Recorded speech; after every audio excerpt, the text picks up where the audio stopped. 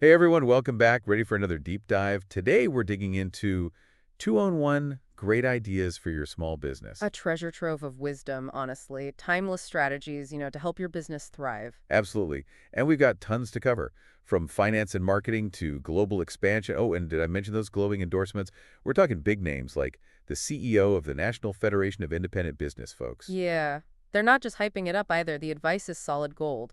You'll walk away with practical ideas you can put to work right away, I guarantee it. All right, let's jump in. Let's talk money. I mean, who doesn't love boosting their bottom line? Right. Financial strategies, they're the backbone of any successful business. Exactly. And this book, it introduces this concept of becoming a profit enhancement officer. What do you make of that? It's all about mindset. Instead of just reacting to financial issues, you're actively hunting down ways to enhance profitability. You're in the driver's seat. I like that. Be proactive, right? Kind of like that example in the book, Washington Express Service, Inc. Oh, yeah, they found a hidden profit source just by digging deep into their customer accounts. See, money you didn't even realize you were losing. Smart, right? Speaking of smart, the book also talks about, get this, renting a financial genius. It's a game changer for smaller businesses, especially those who can't afford a full-time CFO. They can bring in an expert, short term. Makes sense. Get that expertise without breaking the bank. Now, what about smart money? I feel like that term gets thrown around a lot. It's not just about funding, it's about finding investors who bring more to the table, experience, connections. They become mentors, part of your team. So they're invested in your success in more ways than one.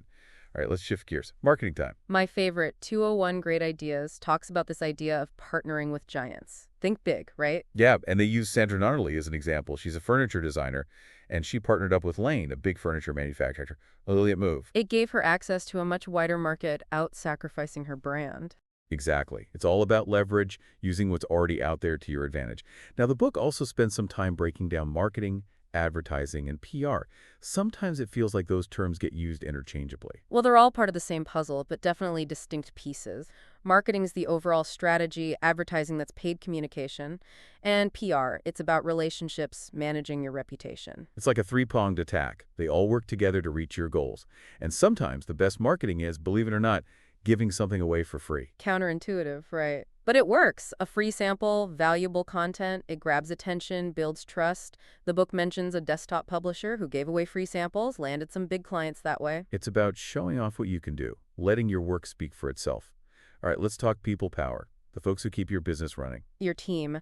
The book really challenges us to think differently about hiring. Yeah, like looking beyond the usual suspects. Senior citizens, teenagers, people who've been out of the workforce for a while. They bring fresh perspectives, valuable skills. Diversity isn't just a buzzword, it's a smart business move. Absolutely. And when it comes to keeping those employees motivated, 201 Great Ideas debunks a pretty common myth. Cash isn't always king, it's true. Research shows employees value experiences, recognition, professional development, sometimes even more than money. So think outside the box. Offer personalized gifts, extra vacation time, opportunities to learn new skills. It's about showing you care. Now, speaking of people power, we can't forget delegation. It's essential for any entrepreneur. It's all about trust, empowering your team to take ownership. And guess what? It frees up your time so you can focus on the big picture stuff. It's a win-win. You get things done and your employees grow. Their customer service. It's make or break these days. 201 Great Ideas talks about mystery shoppers, sending someone in undercover to see how your business is really doing from a customer's perspective. Smart. You get unbiased feedback, see what needs improvement, and the book also stresses how important it is to avoid those customer service disasters. Yeah, one bad review can spread like wildfire online. Train your team to handle things smoothly, create a customer-centric culture, because every interaction matters. Couldn't agree more. All right, last but not least, let's talk going global. Expanding your horizons, the book delves into moving production south of the border, specifically to Mexico. They tell the story of Paul Stanley. He's a jeans manufacturer, and he moved his production to Mexico. And it worked out for him. He stresses the importance of finding partners who know the local market, the rules and regulations. It's about minimizing risks and making things run smoothly. Makes sense. But no matter where you're expanding, cultural understanding is key, right? Absolutely do your homework, respect those cultural norms and business etiquette. What flies in one country might not in another. We're back with more from 201 Great Ideas for your small business. We've already covered a lot, but there's still so much to uncover. Let's dive back in. Speaking of diving in, what about attracting investors? Securing that funding? Ah, the money game. Well, the book actually mentions this interesting approach, selling stock in yourself. Wait, what? Like I'm the product. Kind of. It's a way to raise capital without giving up control, you see. issuing personal bonds, essentially. Investors get a share of your future earnings. Wow, okay, that's unique. Any examples of that in action? Yeah, Annie's Homegrown, the pasta company, they raised over $1 million through a direct public offering, even put coupons about it in their macaroni boxes. Talk about thinking outside the box, right? Engaging your customers, making them part of the journey. Exactly. But, if you're going for more traditional funding, you got to have a solid business plan. That's key. It's like your company's resume, right? Showcasing your strengths, outlining your path to success. Exactly. And don't underestimate the power of mentors. SCORE, for example, connects you with seasoned entrepreneurs who can guide you. It's like having a business Yoda, someone to show you the ropes. All right, let's shift gears again. What about our workspace? How can we make it more productive, and a place where people actually want to be? Ergonomics, my friend. Ergonomics. Invest in adjustable chairs, good keyboards. Standing desks are all the rage these days, too. It's about keeping your employees comfortable and healthy, right? Exactly. But it's not just about the physical stuff. A positive vibe, natural light, plants. Happy employees are productive employees. I love that. It's about creating a space that inspires. And speaking of inspiration, what about those employee incentives? Any out-of-the-box ideas from the book? Oh, tons. Personalized gifts, extra vacation days, professional development courses. Show them you care, that you're invested in their growth. It's those little things that make a big difference. Now, what about company culture? How do we build a strong one? Open communication is key. Encourage feedback, be transparent with your decisions, build that trust and respect. It goes a long way. It's like a family, right? A well-functioning one, hopefully.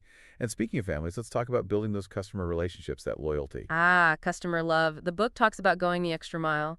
Handwritten thank you notes, special discounts, maybe a small gift on their birthday. It's about personalization, making them feel valued, right? Spot on. And don't forget the online world. Respond to those reviews. Engage on social media. Offer personalized recommendations. Be present, show you care. It all comes back to that, doesn't it? And we're back. Final stretch of our deep dive into 201 great ideas for your small business. So much good stuff. Where do we even begin to wrap things up? Well, one thing that really stuck with me, is this emphasis on continuous learning. Never stop growing, right? The business world's always changing. Got to stay ahead of the game. But how? I mean, where do you even start? So many ways, really. Conferences, books, articles, online courses. Find yourself a mentor, someone who's been there, done that. Keep that curiosity alive. Be a sponge. I like that. Soak it all up. Now, we've talked about a lot of strategies today, a lot of different approaches. But if you had to pick just one piece of advice from 201 Great Ideas, the one thing every small business owner should remember, what would it be? Hands down, build a strong team. You can't do it all yourself. You need people you trust, people who share your vision. They're your backbone. Your tribe, your squad, whatever you want to call them. Find those people, the ones who get you, and hold on tight. Now, what about those tough times? Every business hits them, the setbacks, the challenges. How do we bounce back? It's all about resilience, right? Those setbacks, they're not failures, they're learning opportunities. Don't be afraid to experiment, to try new things, to make mistakes. It's like that famous quote, I haven't failed, I've just found 10,000 ways that won't work. Gotta love Thomas Edison. Now, before we sign off, I want to circle back to something we touched on earlier. Purpose. Why are we doing this? What's the bigger picture? 201 Great Ideas reminds us that purpose-driven businesses, they're not just good for the world, they're good for the bottom line, too. It's that win-win, right? You're passionate about what you do, it makes a difference, and people want to support that. It's contagious. It really is. Find that sweet spot where your passion and your skills meet the needs of the world. That's where the magic happens. Couldn't have said it better myself. And on that note, folks, that wraps up our deep dive into 201 Great Ideas for your small business. Hope you enjoyed it, got those wheels turning, and you're feeling inspired to take your business to new heights. Don't feel overwhelmed. You don't have to implement everything at once. Pick one or two ideas that resonate and go from there. Just keep moving forward one step at a time. Action is key. Until next time, keep hustling, keep learning, keep chasing those dreams.